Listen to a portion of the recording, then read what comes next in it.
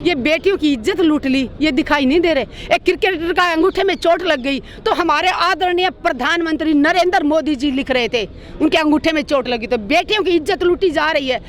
ये बिल्कुल महाभारत की तरह हो रहा है कि महाभारत में द्रौपदी का चीरहरण हो रहा था और धृतराष्ट्र मूक बन के बैठे हुए थे। प्रधानमंत्री जी को तो भगवान ने 2 आंखें दी हैं, क्या वो उनको दिखाई नहीं दे रहा? बेटियां यहाँ बैठी हुई हैं। प्रधानमंत्री जी उस दिन तो बड़े गर्व से कह रहे थे, विनेश मेरे परिवार की बेटी है, ये भारत का गौरव है। शर्म आनी चाहिए प्रधानमंत्री जी आपको। आप अपने शब्दों को ही देख लीजिए। आपने जिसको बेटी कहा उस बेटी ने यहाँ इंसाफ की गुहार लगा रखी है। 24 दिनों से यहाँ बैठी हुई है। क्या आप तक ये मैसेज नहीं पहुँचा है? अगर नहीं पहुँचा तो धिक्कार है ऐसे प्रधानमंत्री पे। अगर देश में आग लगी हो, बेटियों की इज्जत लूटे और आप तक कोई मैसेज ही ना पहुँचाए तो आपका मुख्य पद पे रहना ही धिक्कार है। योगी मोदी जी पैर धोते हैं, कन्या पूजन करते हैं, जब नवरात्रे आते हैं। बहुत संस्कारी है। बलात्कारियों को छुड़वाते हैं जेल से। 15 अगस्त को बलात्कारियों को छुड़वाने वाली पार्टी, उनको माला पहनाने वाली पार्टी, और जो अपराधी हैं जो बलात्कार कर रहे हैं उन अपराधियों को बचाने वाली, और जो पीड़िता है उनके ऊपर पुलिस से लाठियां बरसवाने वाली, उन्हीं के भाइयों को यहाँ जंतर मंतर पर सिर फोड़ने वाली पार्टी है ये। लेकिन हमारे देश में संगठन चलते हैं बहुत सारे, बजरंग सेना है, शिवसेना है, करणी सेना है, हिंदू युवा वाहिनी है, और वो जो निकालते हैं तलवार लेकर के, त्रिशूल लेकर के शोभा यात्राएं कह रहे हैं हम बेटी बचाएंगे, वो तो कहीं आपके पक्ष में आ ही नहीं रहे। उनका जमीर नहीं होगा ना, जिंदा जमीर है। सेना वाले तो मजबूत है ना, तो हैं तो फिर आ क्यों नहीं रहे बेटियों के समर्थन में? मैंने बोला जिसका जमीर जिंदा है वो आज बेटियों के साथ खड़े हैं, और जिनकी रगों में क्रांतिकारियों का खून है वो आज बेटियों के साथ खड़े हैं, और जिनके पूर्वजों ने अंग्रेजों की गुलामी की थी, अंग्रेजों के मुखबरी करी थी, उन्हीं की औलाद आज कहीं ना कहीं किसी पार्टी के या किसी नेता के गुलामी कर रही है। मैम 23 दिन हो गए हैं महिला पहलवानों के आंदोलन को, क्या लग रहा है न्याय मिलेगा आपको? जरूर मिलेगा। जब तक न्याय नहीं मिलेगा पहलवान यहाँ से हटने वाले नहीं हैं। लेकिन लोग कहते हैं कि जंतर मंतर से लोगों को न्याय नहीं मिलता आसानी से, ऐसी खालिया चले जाते हैं। ये जाने वाले नहीं है। यहाँ कोई जमीन का या कोई नौकरी का या कोई उसका लड़ाई नहीं है। ये बेटियों के मान सम्मान की लड़ाई है, नारी के सम्मान की लड़ाई है। तो जब तक मातृशक्ति 50% मातृशक्ति है देश में, तो आपको लगता है 50% मातृशक्ति ऐसे चुपचाप बैठ जाएगी?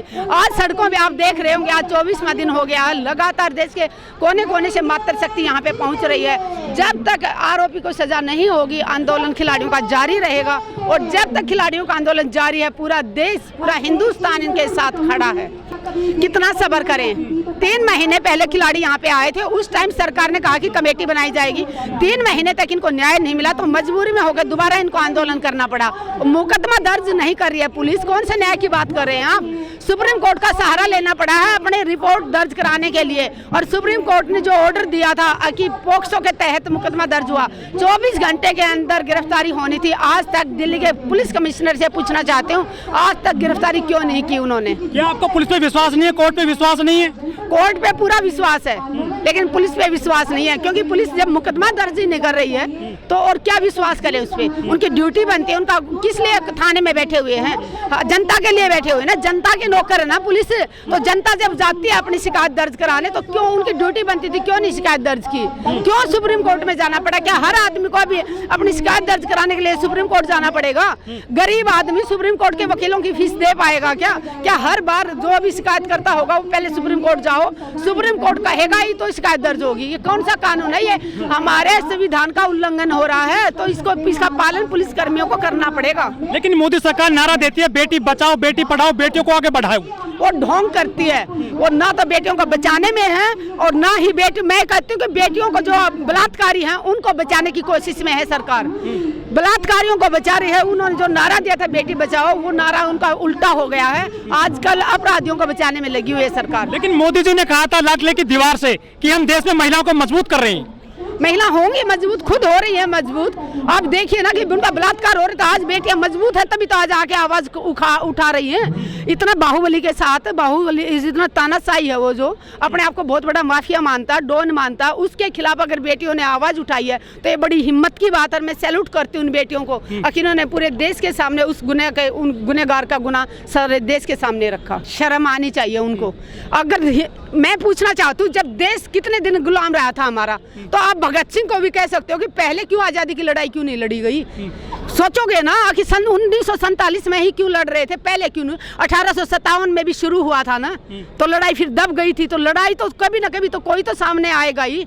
आज़ादी की लड़ाई में भगत सिंह सामने आए, तो आज बेटियां इतना सालों बाद भी हिम्मत तो कर पाई। और बजरंग पुनिया ने खुद बता कि 2012 में भी शिकायत की गई थी, 2014 में भी की गई थी। ये बाहुबली ने अपने दम पे FIR को कैंसिल करवा दिया। लेकिन एक बेटी बीजेपी में है, एक DSP बनी हुई है, वो क्यों नहीं आ रही है आपके समर्थन में? वो पार्टी की गुलाम है।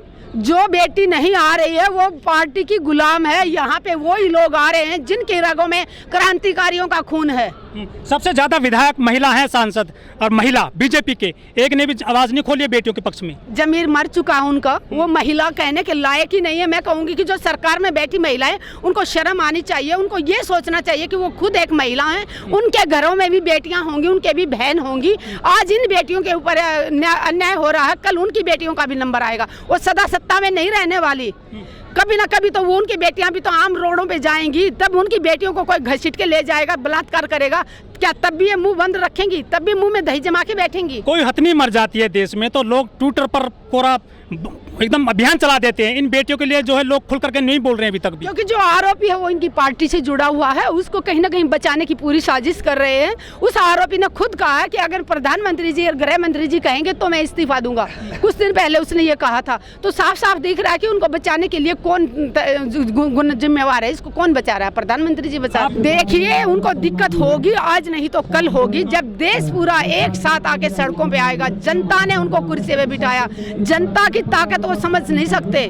जनता की जो ताकत है उसके सामने सबको सिर झुकाना ही पड़ता है। आप रोटी की लड़ाई जीत गए थे जब आंदोलन हुआ था 13 महीने, बेटियों की लड़ाई कैसे जीतोगे? कैसे मजबूत होगा आंदोलन? ये रोटी की लड़ाई 1 मिनट हम छोड़ भी सकते थे, लेकिन ये बेटियों के मान सम्मान की लड़ाई है। यहाँ तो सिर कटवा लेते लेकिन पीछे नहीं हटते। और ये पूरे देश की मातृ शक्ति के सम्मान की लड़ाई है। हर उस बहन की लड़ाई है जो सिर उठा के चलना चाहती है। उस बहन की लड़ाई है जो किसी भी क्षेत्र में उनको दबाया जाता है। और कितनी बेटियों के सपने टूट गए, कितनी सारी माताएं बहनें यहाँ आती हैं कि वो भी आगे खेलों में जाना चाह रही थी, उनके साथ भी कहीं ना कहीं कॉम्प्रोमाइज करने के लिए बोला गया, तो उन्होंने अपने सपनों को मार के शादी करके बेचारियों ने अपना घर बसा लिया। तो हम नहीं चाहते कि कोई भी बेटी आने वाले समय में, कोई बेटी, कोई भारत की बेटी, आज़ाद भारत की बेटी कोई अपने सपनों को मारे। जिस क्षेत्र में, जिस विभाग में बेटियां जाना चाहती हैं वहाँ वो खुल के जाएं, ताकि कोई ये ना कि वहाँ मेरा कोई शोषण करेगा। कंगना रनौत भी नहीं बोल रही है, ना अमिताभ बच्चन बोल रहे हैं बेटियों के लिए। शर्म आनी चाहिए। उनके घरों में भी बेटियां हैं। अगर कोई किसी पद देने से कोई बड़ा इंसान नहीं बनता, गुणों से बनता, अच्छे काम करने से बनता, अच्छे लोगों का साथ देने से बनता। अगर बेटियों की आवाज़ नहीं उठा सकते तो हर भारतीय पे धिक्कार है। अगर कोई कहता है कि वो पुरुष है या बहुत बड़ा आदमी है तो उसके ऊपर धिक्कार है। अगर वो देश के मान सम्मान बेटियां यहाँ बैठी हुई हैं, जिन बेटियों ने तिरंगे की शान बढ़ाई दूसरे देशों में, आज उन बेटियों का शोषण हुआ है और वो न्याय की गुहार लगा रही हैं और देश उनके साथ नहीं खड़ा है। जो लोग नहीं खड़े हैं, जिनका जमीर जिंदा है, आज वो इनके साथ खड़े हैं। यहाँ पे मैं 24वें दिन हो गया, आज यहाँ देख रही हूँ कि देश के कोने कोने से लोग आ रहे हैं। तेलंगाना से भी आ रहे हैं, उड़ीसा से भी आ रहे हैं, छत्तीसगढ़ से आ रहे हैं। बहुत राज्यों के लोग, मातृ शक्ति यहाँ पे पहुँच रही है और बहुत जगह धरने शुरू हो गए हैं, कैंडल मार्च निकाला जा रहा है, आंदोलन शुरू हो गए हैं देश के कोने कोने में। लेकिन जिन लोगों का जमीर जिंदा नहीं है ना, वो लोग पहले, उनके पूर्वज भी गुलाम रहे थे, आज भी वो लोग गुलाम हैं। लेकिन फिल्में बनाई गई हैं इन खिलाड़ियों पर। आमिर खान ट्वीट नहीं कर रहे हैं, ना शाहरुख खान कर रहे हैं, ना सचिन तेंदुलकर कर रहे हैं, जो भगवान माने जाते हैं खिलाड़ियों के। मुझे लगता है कि वो सब लोग शायद सरकार से या बृजभूषण से डर गए हैं। अगर वो नहीं डरे होते तो आज जरूर ट्वीट करते। मैं पूछना चाहती हूँ, हरियाणा के गृह मंत्री, एक बार एक किसी हीरोइन का छज्जा तोड़ दिया था MCD वालों ने, किसने?